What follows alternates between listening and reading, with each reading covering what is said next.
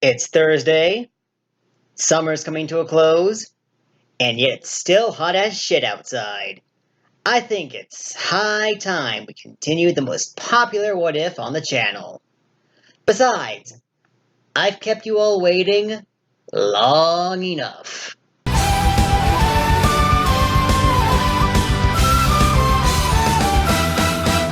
Hello everyone, it's Tyrant, and welcome back to What If Sasuke Died? Oh boy, oh boy, oh boy, oh boy. I was not kidding when I said that this was the most popular What If on the channel. Because it seems that ever since that this has even started, comments have been usually about the videos that they are about, or asking about the next part of What If Sasuke Died. Now, that's not a bad thing. I'm happy to oblige. So, let's not waste any time and get right into things.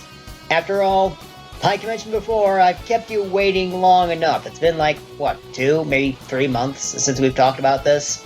In the last part, Naruto, Jiraiya, and Sakura set off to find Tsunade to inform her that she is the next Hokage. Now, in the last part, I also gave a poll on whether or not Sakura learned the Rasengan, and yeah, it's pretty unanimous. She's going to learn it. But she's not going to learn it first. After all, the Rasengan is a very, very difficult jutsu to use. Even Naruto struggled to learn it. Now, some of you were actually concerned whether or not Sakura could even learn the Rasengan. Isn't it usually something that is unique to Naruto because of his wind nature? Well, no, that's not the case at all. First off, Kakashi was able to use it and he doesn't have wind style. And I don't think Jiraiya has it either, so there's that too. So, there's those two things to consider as well. Also, Rasengan does have a number of elemental releases, such as water and earth, both of which Sakura has, but in truth, Rasengan doesn't have any elemental ties. Base Rasengan can be learned by, in theory, pretty much anyone. So, technically speaking, if Sakura wanted to, she could indeed learn the Rasengan. Another thing that was mentioned in a number of other videos was to give Naruto the Chidori. But there's a pretty large problem with that. Naruto does not have lightning nature in his chakra, so unfortunately he cannot do that. So for the time being, he's just going to be able to use wind and water in his jutsu skills. So, yep, sorry folks, no Chidori. And that goes for Sakura too. She doesn't have lightning nature either. She does have water though, which is something she shares with Naruto. Why do I bring that up? You'll just have to see probably in a different What If, and maybe this one too. The third and final thing I'd like to bring up is giving Naruto the Sharingan.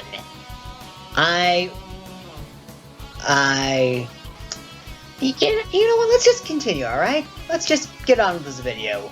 This is What If Sasuke Died, Part 6. But before we get too deep into things, there are two things I want to cover first. The first thing is the encounter with the Akatsuki. I did not mention this in the previous part because I needed to meditate on it a bit more and I wanted to cover it in this part. Firstly, I'm not entirely sure if they would go after Naruto at this point in time. After all, since Naruto not only took down Gato and his group and took down Gaara in public, his fame is now much more widespread, so they know that Naruto is nothing to really mess with. And then you have Jiraiya, who is, you know, a Sannin, so messing with him is a really bad idea. And then there's Sakura. She's an unknown. Who knows what she's capable of? So, yeah, on one hand, maybe they wouldn't really mess with them until they knew for a fact they could get Naruto alone. And then, even if you go with a situation where they did, Sakura knows what a genjutsu is and knows how to dispel it. So, yeah, getting Naruto is kind of out of the question at the moment. So for now, we are just going to say that the encounter with the Akatsuki did not even happen.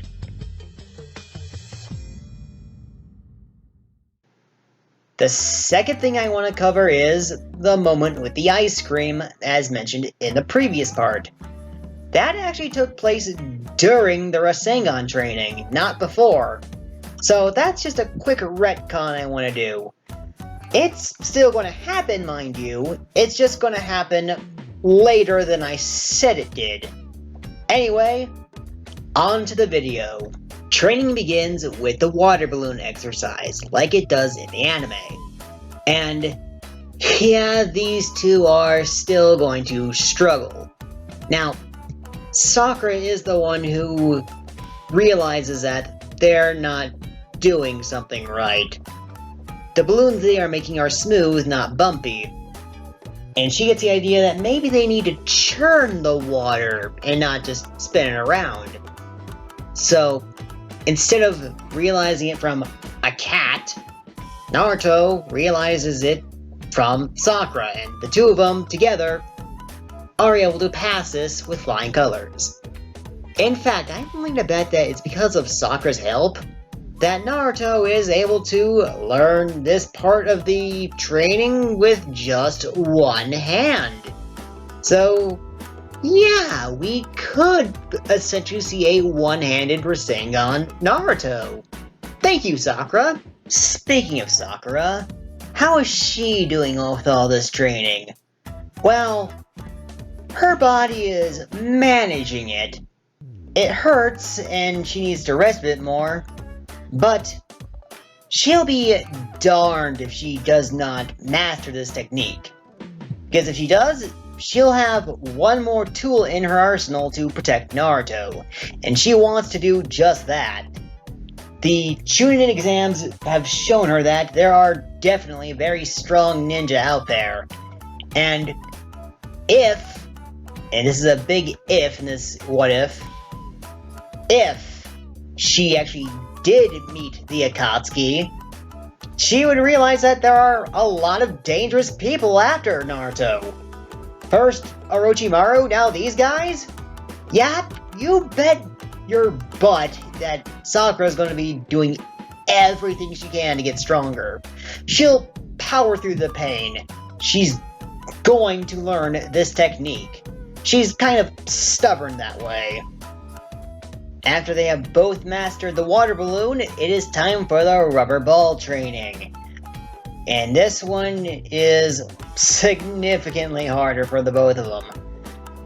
So, yeah, they're going to be training in this area for a long time, especially since Jiraiya isn't that too keen on giving them any real pointers.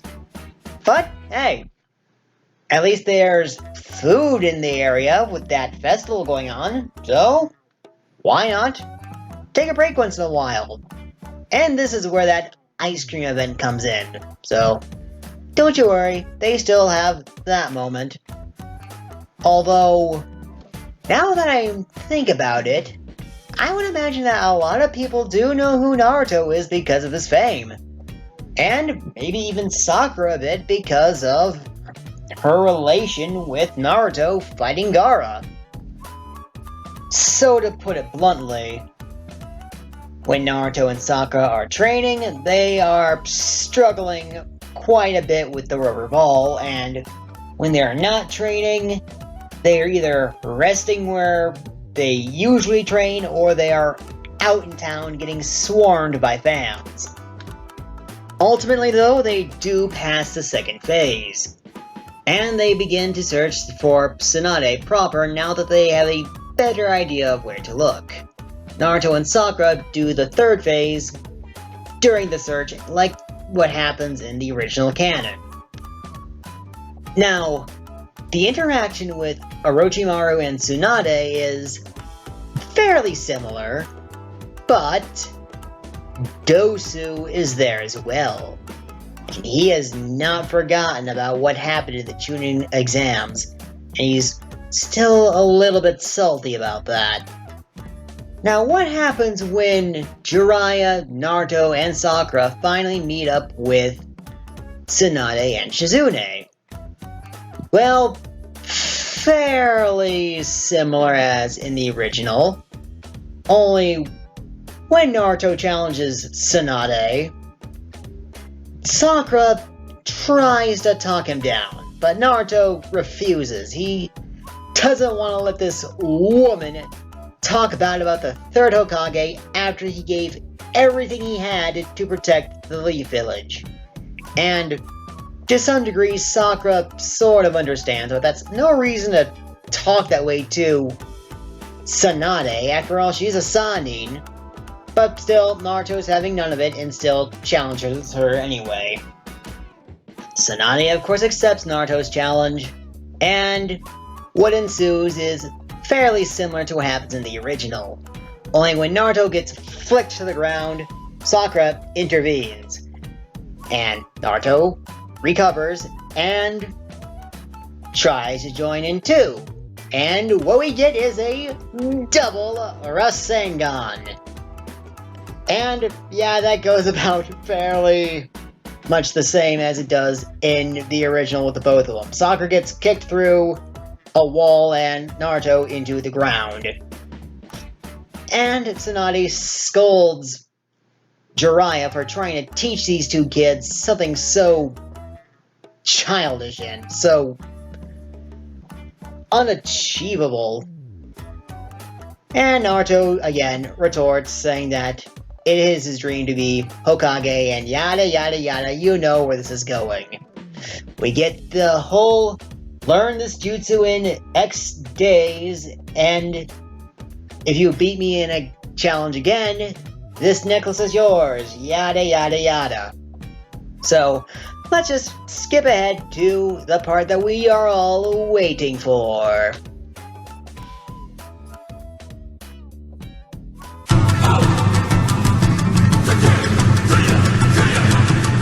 Kabuto fights Tsunade, like he does in the original anime. Only here, we also have Dosu to worry about. He's not fighting, he's just putting himself between the fight that's ensuing and Orochimaru. After all, someone's gotta protect him, since he's kind of out of commission with his arms in the state that they are. This battle goes about fairly the same as it does in the original canon, with Tsunade scrambling Kabuto's brain and making it difficult for him to move properly, and then Kabuto reasserts himself and learns the new controls for his body to better fight Tsunade, and yeah, it's going to be pretty rough for her. And if it wasn't for the fact of Jiraiya and the others intervening, she might have even died here. Naruto is struggling to remember who Kabuto is, because remember, they don't really have the same connection as they do in the original canon. They didn't spend as much time with each other. And that's because they didn't meet up with him again in the survival part of the Chunin exams. And the last time they really saw him was him dropping out of the third act. So, yeah, Naruto doesn't really get upset when he finds out that this guy's a traitor, because he doesn't really know or care. So after Kabuto does that thing where he bleeds onto Tsunade, paralyzing her in fear, he punches her to the ground, and Naruto engages Kabuto in the same fashion as he does in the anime. And of course, Sakura does go up against Dosu. And this is because I imagine that Dosu wouldn't want to let this opportunity pass him by. After all, Sakura essentially humiliated him in the shooting exams, and he's not going to let her get away. Now, you would think that this fight happens exactly the same, but we need to consider one thing. Naruto has the curse mark. Orochimaru intends to body snatch him, so yeah, Kabuto has to fight Naruto without killing him. Pretty hard to do when the other side wants to kill you. Still though, Kabuto's able to repel Naruto and then fight off Shizune just long enough to retreat back to Orochimaru, and Sakura does the same to her group. And Dosu goes back to Orochimaru to essentially help protect him. We of course get the part where Kabuto summons the giant snakes. Jiraiya tries to summon Gamabunta, failing and summon Gamakichi instead, and where Naruto tries to summon Gamabunta and summons Gamatatsu instead.